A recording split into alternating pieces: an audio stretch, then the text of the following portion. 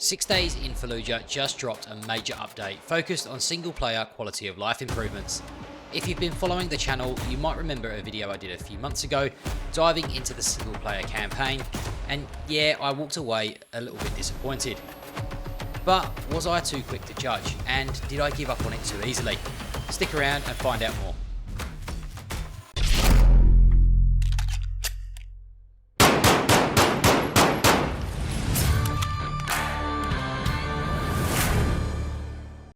What's up guys, welcome back to the channel.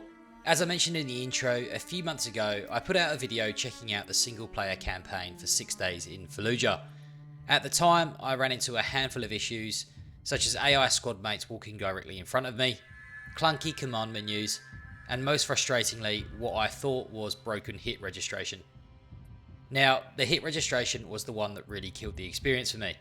I genuinely couldn't understand how bad that could be. Or at least that's what I thought.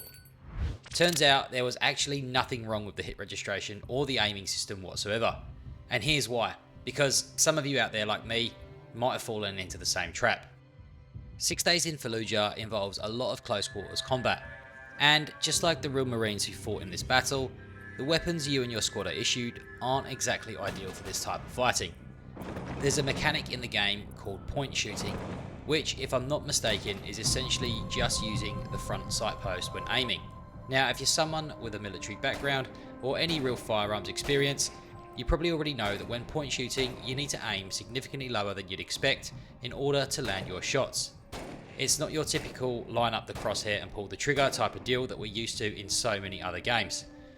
But if you're like me, someone who grew up playing with spud guns instead of ARs, and who's never actually fired a real weapon, the whole concept of point shooting might be totally foreign. And yeah, it definitely takes some getting used to. So, long story short, I was in fact wrong. The devs actually implemented a system that reflects real-world ballistics and combat mechanics. Thankfully, a few of you gun nuts jumped into the comment section on that original video and explained the concept to me, which I genuinely appreciated, and it's why I always welcome feedback. Because of those comments, I've come to understand this aspect of the game a little more clearly. So I was keen to give this game another go, and you'll be pleased to know that it was a far more enjoyable experience this time around. Realising I needed to account for point shooting made a huge difference. I was landing far more accurate shots, and on top of that, the enemy AI seemed to react much more realistically when under fire. The pink mist effects also feel improved, and now when you open up on enemies, they'll actually run for cover instead of just standing there and trading shots like before. But what about some of the other issues that I ran into, such as squad members getting in the way? Well, this has been drastically improved as well. While they can still occasionally block your path when you're trying to take cover or move through tight spaces, their overall combat awareness has definitely stepped up. I didn't have any moments where one of them just decided to park themselves directly in front of me as I was shooting, so that is a big tick from me. The devs have clearly listened to the feedback and made some positive changes. And also, what about those clunky command systems? Well, once again, that has been significantly improved as well. Previously, trying to get your squad to do anything felt awkward and often meant exposing yourself just to issue a basic order. Now you can issue commands on the move and your squad responds properly, which keeps the flow of combat going and makes the whole experience feel much smoother.